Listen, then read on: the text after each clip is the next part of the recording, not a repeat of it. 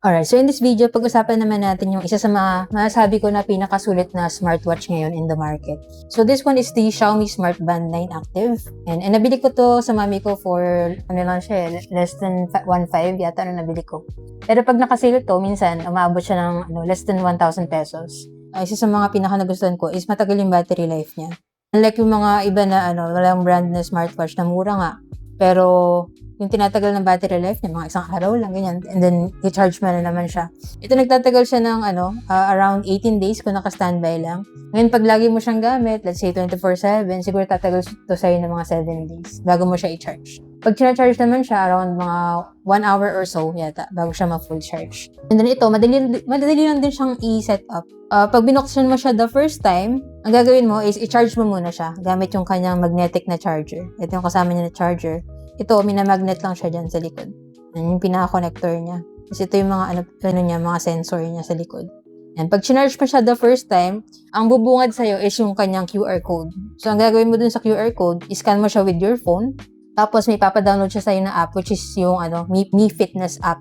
And dun sa app na yun, mas ma-maximize mo yung mga features nitong smartwatch. So, dun pwede ka mamili ng other watch faces. And pwede ka mag-download. Ang isa pang gamitin dito is yung mga workout modes niya. Meron siyang running, walking, hiking, freestyle, cycling, jump rope, marami pa iba. Kung mahilig ka sa mga workouts, magagamit mo to. Kung gusto mo i-monitor mo yung sleep mo, kung ano ba yung quality and ilang oras ka ba nakakatulog sa gabi, di ba? Suot mo lang to habang natutulog ka. Tapos ma-monitor niya yung sleep mo.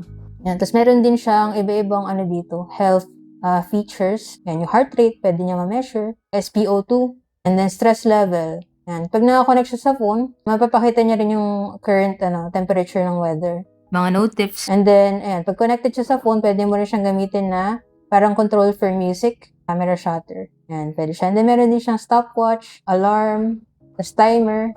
Tapos, halimbawa, naka-connect siya sa phone mo, di mo mahanap yung phone mo, pwede mo siyang gamitin to find your phone. Yung screen niya, ang size is 1.47 inches. Responsive naman yung kanyang screen.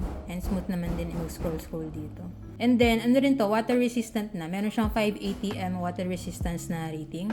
And then, nagustuhan ko pa dito, marami siyang accessories na pwede mong mabili sa market. So, pwede mo rin palitan yung kanyang, strap. Yan, replaceable yan.